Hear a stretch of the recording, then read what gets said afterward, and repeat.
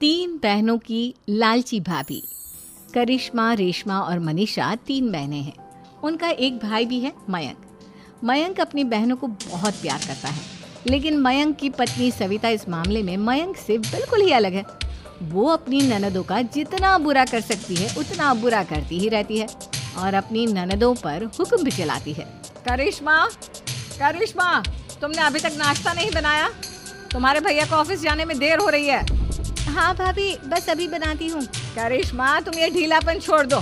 कल को पराये घर जाना है। वहाँ अगर तुम इस तरह से काम करोगी तो लोग क्या कहेंगे कि माँ ने और भाभी ने कुछ सिखाया नहीं। और तुम्हारी दोनों बहनें कहाँ हैं? रेशमा मार्केट गई है और मनीषा सो रही है। क्या? सुबह के 8 बज रहे हैं और ये महारानी अभी भी सो रही है? ये कहते हुए सविता अपनी सास दुर्गा देवी के पास जाती है। माँ जी, देख रही हो अपनी बेटियों के तौर तरीके? क्या हुआ बहू? सुबह सुबह क्या कर दिया मेरी बेटियों ने? अरे एक तो अभी अभी उठकर किचन में गई है, दूसरी सुबह सुबह बाहर चली गई और तीसरी अभी तक सो रही है। क्या करूं मैं इन तीनों का? मैं तो परेशान हो गई हूँ। जा जाकर उठा उसे और रेशमा से मैं बात करती हूँ। सविता सीधा मनीषा के कमरे में जाती है और उससे कहती है, महारानी जल्दी उठो, सूरज सर पर आ गया है। भाभी थोड़ी देर और सोने दो ना, मैं रात को लेट सोई थी। वो क्या ना यूनिट टेस्ट चल रहे हैं। शराफत से उठती है या नहीं, या फिर पानी की भरी बाल्टी डालूं तेरे ऊपर? नहीं भाभी, मुझे बिस्तर में नहीं नहाना, उठती हूँ मैं। मनीषा जल्दी से उठकर बाथरूम में चली जाती है। सभी आराम से बैठकर नाश्ता कर रहे होते कि तभी रेशमा बाजार से हाथ में सामान लिए आ जाती है। रेशमा को देखते ही सविता उस पर बरस पड़ती है। लो, आ गई महारानी। ऐसा भी क्या सामान लाना था जो सुबह आंख मलते ही बाजार की तरफ रवाना हो गई? भाभी, कल आप ही तो चीख रही थी कि घर का सारा सामान मुझे ही लाना पड़ता है, घर में किसी को भी किसी काम से कोई लेना देना नहीं है। अब मैं बाजार जाकर सामान ले आई तो आपको इस बात से भी तकलीफ हो रही है? देख रही हो माँ जी, अपनी बेटी की जुबान कैंची से भी तेज चलती है। और मयंक, आप तो कुछ कहेंगे नहीं अपनी लाडली बहन को?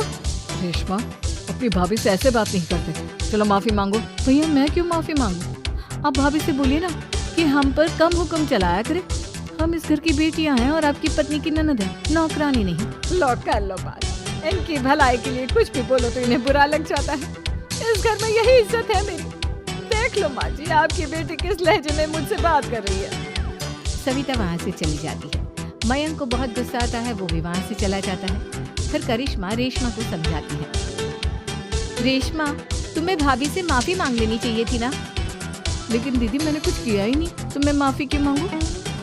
हाँ करिश्मा दीदी, रेशमा दीदी जैसे ही घर में आई भाभी ही उन पर चिल्ला रही थी।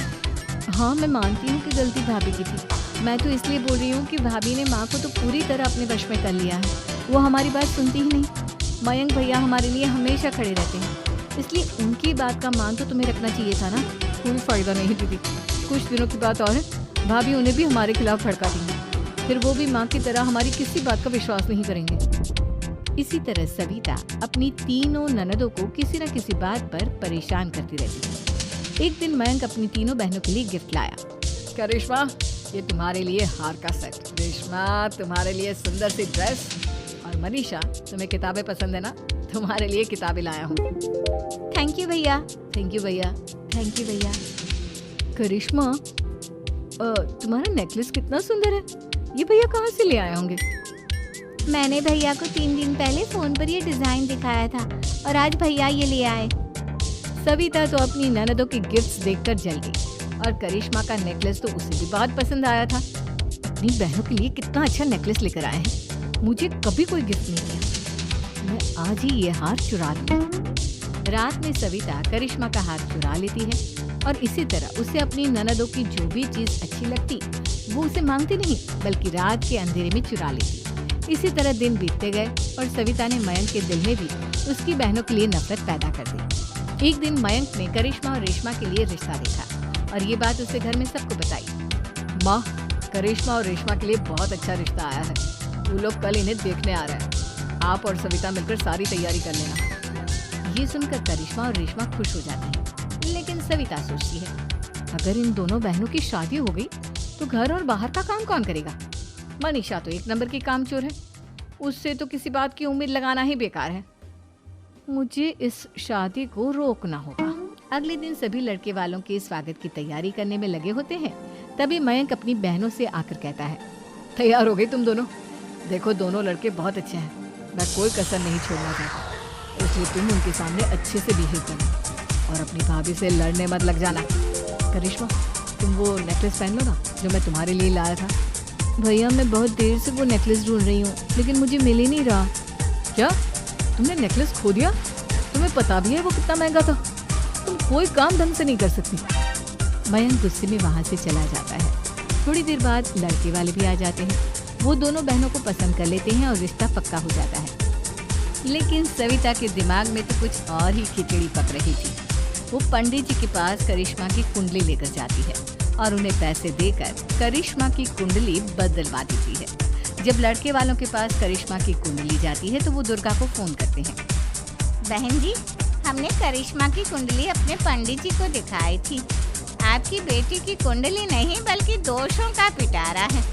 देखिए, मैं और मेरे पति इन सब बातों में बहुत विश्वास करते हैं, इसलिए हम आपकी बेटी से अपने बेटे की शादी नहीं करा सकते। इस तरह करिश्मा का रिश्ता टूट जाता है और सभी घर वालों को बहुत दुख होता है। अब कविता सोचती है, चलो करिश्मा का तो रिश्ता टूट गया, अब रेशमा का भी रिश्ता तोड़ना है। क्या करूं?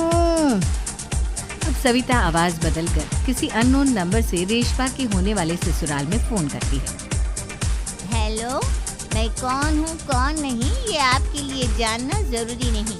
बस इतना सुन लो कि रेशमा का 2 साल से किसी के साथ अफेयर चल रहा है। बस रेशमा का रिश्ता तोड़वाने के लिए सविता का इतना कहना काफी था। अब रेशमा का भी रिश्ता टूट गया। मयंक और दुर्गा देवी ने रेशमा को खूब खरी खोटी सुनाई और उससे बार बार उस लड़के के बारे में पूछने लगी। आप दोनों मुझे क्यों परेशान कर रहे हो? अरे कोई लड़का होगा मेरी लाइफ में तो मैं बताऊंगी ना। जब कोई है ही नहीं तो कहाँ से लाऊं मैं कोई लड़का? तो तेरे होने वाले ससुराल वालों को फोन किसने किया था?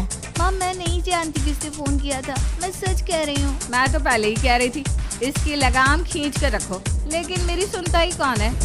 आप चुप रहिए भाभी, ये सब आपका ही किया धरा है। अब तीनों बहनों को विश्वास हो जाता है कि ये सब उनकी भाभी ही कर रही है। तीनों बहनें अपनी भाभी को सबक सिखाने के लिए एक वकील कर लेती है और घर में हिस्सा मांग। देखो भैया, माँ बाप की जायदाद में जितना बेटों का हक होता है उतना ही बेटियों का, इसलिए इस घर के 4 हिस्से होंगे और हमें अपना हिस्सा चाहिए।